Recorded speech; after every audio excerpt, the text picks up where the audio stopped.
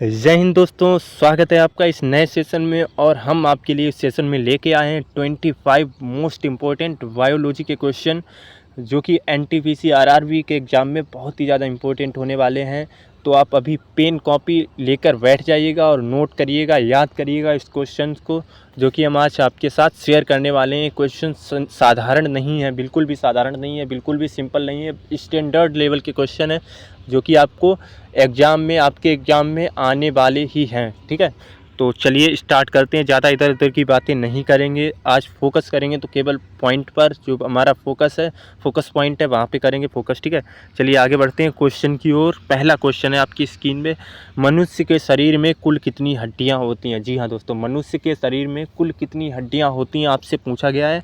तो आप लगा दीजिए आंसर बिना सोचे समझे, ना तो 205 ना तो 204, आप लगाएंगे 206। ठीक है, कितनी हड्डियाँ होती हैं? 206।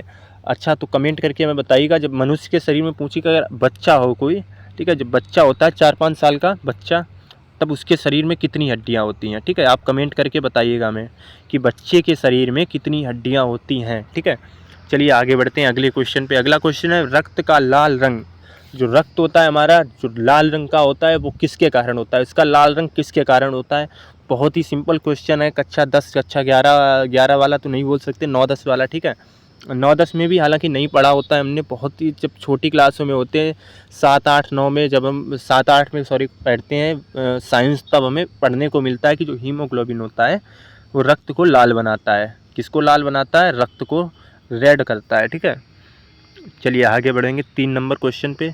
3 नंबर क्वेश्चन क्या कहता है, शरीर की सबसे बड़ी ग्रंथि कौन सी है? ग्रंथि आपसे पूछा गया है, ध्यान रखिएगा, ग्रंथि पूछा गया है तो आप कहेंगे लीवर। जो हमारा यकृत होता है, या जो हमारा हृदय होता है, या जो यकृत होता है, वो क्या होता है? शरीर की सबसे बड़ी ग्रंथि होती है, उसे कहते हैं यकृत। ठीक है, अगला क्वेश्चन है हमारा, विटामिन सी की कमी से, किसकी कमी से? विटामिन सी की कमी से कौन सा रोग होता है? स्कर्वी होता है। याद रखिएगा, विटामिन सी की कमी से स्कर्वी होता है। ठीक है, विटामिन सी की कमी से क्या होता है? स्कर्वी। तो आप बात करेंगे विटामिन ए की कमी से, तो क्या होगा? तो आप कहेंगे रतौंधी। कौन सा होता है? रतौंधी। ठीक है, कौन सा होगा? विटामिन ए की कमी से रतौंधी होगा। और बी की कमी से क्या होता है? क्या होता है बी की कमी से? बताइएगा। विटामिन बी की कमी से जो रोग होता है उसे कहते हैं वेरी वेरी। ठीक है, वेरी वेरी, रतौंधी वेरी वेरी। विटामिन सी की कमी से आपको पता है स्कर्वी होता है। ठीक है, चलिए आगे बढ़ते हैं अगले क्वेश्चन की ओर। अगला क्वेश्चन है हमारा, मनुष्य के शरीर का तापमान कितना होता है? मनुष्य के शरीर का तापमान कितना होता है आपसे पूछा गया। तो आप डिग्री सेल्सियस में अगर बात करते हैं, जो डिग्री सेल्सियस में बात करेंगे तो होता है 37 डिग्री सेल्सियस, 37 डिग्री सेल्सियस। और अगर आप फ़ारेनहाइट में बात करें तो 98.6 होता है, 98.6 डिग्री फ़ारेनहाइट होता है। ठीक है, अगर आप केल्विन में, जो स्टैंडर्ड जो हमारी प्रणाली में आता है, अंतर्राष्ट्रीय प्रणाली में आता है, एसआई यूनिट होता है जो तापमान का, अगर आप उसकी बात करते हैं तो केल्विन में अगर हमें निकालने के लिए, अगर 37 डिग्री सेल्सियस को अगर हम केल्विन में बदलें, 37 डिग्री सेल्सियस को अगर हम केल्विन में बदलते हैं तो 276 प्लस कर देते हैं और हमें केल्विन में उसका मान पता चल जाता है। ठीक है, चलिए आगे बढ़ेंगे अगले क्वेश्चन की ओर। अगला क्वेश्चन हमारा, इंसुलिन, क्या कहा गया? इंसुलिन किस अंग से स्रावित होता है? इंसुलिन जो होता है वो किस अंग से स्रावित होता है? तो आप कहेंगे अग्नाशय से। कहाँ से होगा? तो आप बात करेंगे इंसुलिन की, तो कहाँ से होगा? अग्नाशय से। ठीक है, कहाँ से होगा? अग्नाशय से, पैंक्रियास से। ठीक है, चलिए आगे बढ़ते हैं अगले क्वेश्चन पे। अगला क्वेश्चन है, मनुष्य के शरीर की सबसे छोटी हड्डी कौन सी होती है? मनुष्य के शरीर की सबसे छोटी हड्डी कौन सी होती है? तो आप कहेंगे स्टेप्स। स्टेप्स होती है। स्टेप्स कहाँ पाई जाती है? स्टेप्स पाई जाती है हमारी, स्टेप्स कहाँ पाई जाती है? तो स्टेप्स पाई जाती है हमारी कान में। कहाँ पे पाई जाती है? कान में। एक कहाँ की हड्डी है? कान की। तो आपसे अगर क्वेश्चन बन जाए कि मनुष्य के शरीर की सबसे छोटी हड्डी कहाँ पाई जाती है, तो आप लगा के आइएगा कान में। ठीक है, कहाँ पे पाई जाती है? कान में।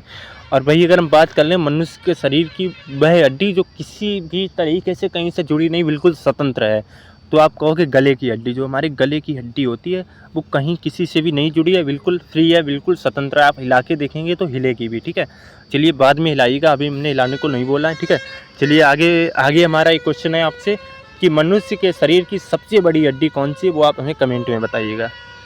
अगला क्वेश्चन हमारा 8 नंबर, कौन सा विटामिन सूर्य की रोशनी से प्राप्त होता है? जो हमारी सनलाइट होता है उससे हमें कौन सा विटामिन प्राप्त होता है? कौन सा विटामिन प्राप्त होता है, ये आपको हमें बताना है। तो विटामिन डी जो होता है, विटामिन डी होता है, वो हमें काय से प्राप्त होता है? सनलाइट से, ठीक है, सनलाइट से। जो विटामिन डी होता है वो हमें सनलाइट से प्राप्त होता है। वही अगर हम बात करें अनीमिया, अनीमिया किस तत्व की कमी से होता है? जो अनीमिया रोग होता है, अनीमिया रोग होता है वो किस तत्व की कमी से होता है? तो आप कहोगे आयरन की कमी से। किसकी कमी से होता है? आयरन की कमी से या लोह की कमी से। उसके लिए आपको उपाय, अगर आपको एनीमिया होता है तो आप कढ़ाई की बनी सब्जी खाइए, तो आपको वो रोग कम से कम होगा, या नहीं भी होगा, अगर हुआ हो तुम्हें तो वो कम होने के भी चांस होते हैं, ठीक है। आगे बढ़ेंगे अगली क्वेश्चन की ओर। मनुष्य का हृदय 1 मिनट में औसतन कितनी बार धड़कता है? मनुष्य, एक स्वस्थ मनुष्य का, अगर मनुष्य की नहीं बात कर रहे हैं, हम एक स्वस्थ मनुष्य की बात कर रहे हैं जो स्वस्थ होता है बिल्कुल, तो उसका हृदय 1 मिनट में कितनी बार धड़कता है आपसे पूछा गया। तो आप कहोगे 72 बार, 72 टाइम्स। उसका जो हृदय होता है, उसका जो लीवर होता है, उसका जो हार्ट होता है, वो एक बार में 72 टाइम्स होता है, ठीक है, धड़कता है। डीएनए की खोज किसने की थी? तो वाटसन एवं क्रिक ने। आपने पढ़ा है छोटी क्लास में। चलो आगे बढ़ेंगे अगले क्वेश्चन की ओर। अगला क्वेश्चन हमारा, कौन सा खून समूह सार्वभौमिक दाता होता है? कौन सा जो ब्लड ग्रुप है वो सार्वभौमिक दाता होता है, सर्वदाता होता है, ठीक है। सर्वदाता कौन सा? तो आप ओ नेगेटिव की बात ही नहीं करी। अगर 4 ऑप्शन हो आपको, तो उसमें अगर ओ नेगेटिव दिया है तो आप ओ नेगेटिव लगाएंगे, ठीक है। अगर 4 ऑप्शन में ओ नेगेटिव दिया है, ओ पॉजिटिव भी दिया है, ओ पॉजिटिव, तो आपको एक ऑप्शन मिलेगा बोथ का, ठीक है। बोथ मतलब फर्स्ट एंड सेकंड। कौन सा? फर्स्ट एंड सेकंड, दोनों का ऑप्शन मिलेगा, तो आप दोनों पे लगाइएगा, क्योंकि जो ओ ब्लड ग्रुप होता है वो सार्वभौमिक होता है, ठीक है, सर्वदाता होता है।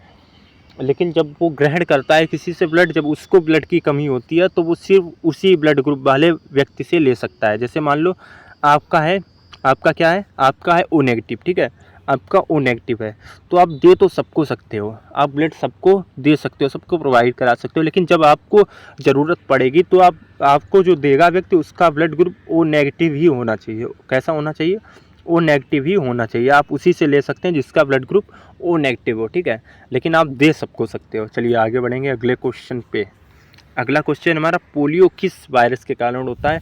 जो पोलियो होता है वो किस वायरस के कारण होता है? तो उसका सिंपल है, पोलियो वायरस, ठीक है, कोई नाम है ही नहीं उसका, है सीधे पोलियो वायरस। अगला है, सबसे बड़ी कोशिका कौन सी होती है? सबसे बड़ी कोशिका कौन सी होती है? तो होती है वो अंडाणु, ठीक है, ठीक है, कौन सी होती है? अंडाणु, ओवम जिसे बोलते हैं, ठीक है। अगले क्वेश्चन पे बढ़ेंगे। अगला क्वेश्चन है, मस्तिष्क की सुरक्षा कौन देता है? मस्तिष्क होता है जो हमारी, इसको सुरक्षा कौन देता है? तो आप कहोगे खोपड़ी, ठीक है, खोपड़ी भी देती है, लेकिन हेलमेट सबसे ज़्यादा देता है। अगर आप बाइक चलाते हो तो आप हेलमेट लगाइएगा, अगर आप क्रिकेट खेलते हो तो भी हेलमेट लगाइएगा, क्योंकि जो हेलमेट सुरक्षा देता है वो, हाँ, हालांकि खोपड़ी उससे ज़्यादा भी देती है। कभी कभी ऐसा होता है कि खोपड़ी, हाँ, कभी कभी नहीं, हमेशा ही ऐसा होता है कि खोपड़ी ज़्यादा देती है सुरक्षा, लेकिन हेलमेट लगाना ज़रूरी है जब आप ड्राइविंग कर रहे हो, जब आप राइडिंग कर रहे हो, जब आप बाइक चला रहे हो, ठीक है। पाचन क्रिया मुख्यतः कहाँ होती है? तो आप कहोगे छोटी आंत में, ठीक है, कहाँ होती है? छोटी आंत में। पाचन क्रिया हमेशा कहाँ होगी? छोटी आंत में। याद रखना, हमेशा जो छोटी आंत होती है, छोटी आंत की लंबाई ज़्यादा होती है, और वही अगर बात करें बड़ी आंत की चौड़ाई ज़्यादा होती है, लेकिन लंबाई ज़्यादा नहीं होती, लंबाई कम होती है, ठीक है। आगे बढ़ेंगे अगले क्वेश्चन पे। अगला क्वेश्चन है हमारा, मलेरिया किसके काटने से होता है? जो मलेरिया रोग होता है हमारा, जो मलेरिया रोग होता है वो किसके काटने से होता है? तो आप कहोगे मादा एनाफ्लीज मच्छर से, ठीक है, मादा एनाफ्लीज मच्छर से जो हमारा मलेरिया रोग होता है, और जो डेंगू रोग होता है, डेंगू, ठीक है, डेंगू, जो डेंगू रोग होता है और जो मलेरिया रोग होता है, दोनों होते हैं मच्छर, जो होता है मादा मच्छर होता है उसके काटने से होते हैं, लेकिन जो मलेरिया रोग होता है वो एनाफ्लीज मच्छर से होता है। तो आप कमेंट करके बताइए हमें, डेंगू रोग होता है वो किस मच्छर के काटने से होता है, ठीक है। चलिए आगे बढ़ेंगे। अगले क्वेश्चन है, मनुष्य के कितने गुणसूत्र होते हैं? मनुष्य में कितने गुणसूत्र होते हैं? तो कहोगे आप 23 जोड़े। कितने होते हैं? 23 जोड़े। 23 जोड़े का मतलब होता है 46 अणुसूत्र, 46 गुणसूत्र, ठीक है, क्रोमोसोम। आँखों का रंग किस पर निर्भर करता है? तो आँखों का रंग जो होता है वो आइरिस पर निर्भर करता है। जो आइरिस होती है हमारी, उस पर निर्भर आँखों का रंग करता है, ठीक है। आँखों का रंग किस पर निर्भर करेगा? आइरिस पे। 20 नंबर क्वेश्चन है हमारा, 20 नंबर, मानव शरीर का सबसे मजबूत मांसपेशी कौन सी होती है? जो मानव शरीर की सबसे मजबूत मांसपेशी होती है वो कौन सी होती है? तो आप कहोगे टंग, ठीक है, टंग जो मांसपेशी, टंग हमेशा याद रखिए जो जीभ है वो हमारी मांसपेशी है, मांसपेशियों के अंतर्गत आती है। तो वो सबसे मजबूत मांसपेशी होती है वो हमारी जीभ होती है, ठीक है, याद रखिएगा। अगला क्वेश्चन है हमारा, कौन सा अंग शरीर से विषाक्त पदार्थ निकालता है? जो विषाक्त हमारे शरीर में, जो हमारे शरीर के लिए हानिकारक होता है पदार्थ, उसको कौन सा अंग निकालता है? तो आप कहोगे गुर्दा, जिसे हम बोलते हैं इंग्लिश में किडनी, ठीक है, क्या बोलते हैं? किडनी। किडनी जो होती है वो हमारे शरीर से विषाक्त पदार्थ या जो हानिकारक पदार्थ होते हैं उनका निष्कासन करती है। चलिए आगे बढ़ेंगे। कोशिका का ऊर्जा ग्रह, ठीक है, कोशिका का ऊर्जा ग्रह किसे कहा जाता है? आप कहोगे माइटोकॉन्ड्रिया को। आपने क्लास 7-8 में पढ़ा होगा। माइटोकॉन्ड्रिया होता है वो पावर हाउस होता है। Mitochondria is power house of cells, ठीक है। माइटोकॉन्ड्रिया क्या होता है? पावर हाउस होता है सेल्स का या कोशिका का, ठीक है, जो कि जनरेट करता है, ऊर्जा जनरेट करता है। जब हमें कभी भी ऐसा होता है एनर्जी, पावर हाउस में क्या होता है, बिजली हमेशा बनी रहती है पावर हाउस में, ठीक है, हमेशा बिजली रहती है। तो वो एक ऐसा समझ लो कि एक संग्रहण है ऊर्जा का, या फिर आप कहो एनर्जी का। जब आप कभी भी एनर्जी आपके अंदर नहीं रह जाती तो वहाँ पे आपको मतलब संग्रहित रहती है, तो वहाँ से आपको मिलती रहती है। मान लो आप व्रत रहते हो, खाना वाना नहीं भी खाते हो, फिर भी आप चलते रहते हो, तो इसी के कारण, ठीक है। अगला है हमारा, कैंसर किसका असामान्य विभाजन है? ठीक है, जो कैंसर है वो किसका असामान्य विभाजन है? तो आप कहोगे कोशिका का। जब कोशिका विभाजित होती रहती है तो उसके बाद कैंसर का निर्माण ले लेती है। आगे है हमारा, पेप्सिन एंजाइम किस में पाया जाता है? तो आप कहोगे स्टोमक में। जो अमाशय होती है उसमें हमें क्या मिलता है? पेप्सिन। पेप्सिन जो एंजाइम होता है, पेप्सिन एंजाइम होता है वो हमारा अमाशय के स्टोमक के अंदर होता है, ठीक है। आगे हमारा आज का लास्ट क्वेश्चन है जो वो हमारा है, कौन सा हार्मोन रक्त में शर्करा को नियंत्रित करता है? कौन सा जो हार्मोन होता है वो रक्त में शर्करा को नियंत्रित करता है? तो आप कहोगे इंसुलिन।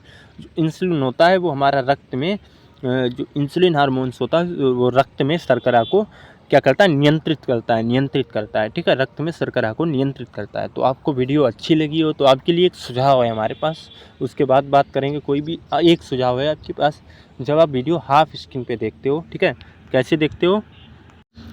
जब आप वीडियो हाफ स्क्रीन पे देखते हो तो आपको नीचे मेरी वीडियो जब हाफ स्क्रीन पे देख रहे हो तो आपको नीचे मिलेगा एक ऑप्शन, डियर सफलता, उस पर लिखा होगा, ठीक है। आप उस पर क्लिक करिएगा।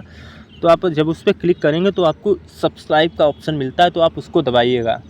हालांकि आपको बता दिया, आपको पता भी होगा क्योंकि आप लोग करते नहीं हो, तो हमें लगा शायद आपको ना पता हो, तो बता दिया आपको। तो सब्सक्राइब करना ज़रूरी है ताकि हमारा भी मोटिवेशन बना रहे, हम भी वीडियो आप तक पहुंचाते रहें। अच्छी बेल आइकन दबाइएगा जिससे आप तक सबसे पहले वीडियो पहुंचे और आप वीडियो पढ़ के, आप उससे पढ़ के नोट्स बनाएं अपने और तैयारी करें और अच्छी जॉब्स में सिलेक्टेड हों, ठीक है। बहुत बहुत धन्यवाद। डियर सफलता से जुड़ने के लिए तहे दिल से धन्यवाद और टाटा बाय बाय। यहीं पर ख़त्म करते हैं इस सेशन को। बहुत बहुत धन्यवाद फिर से एक बार।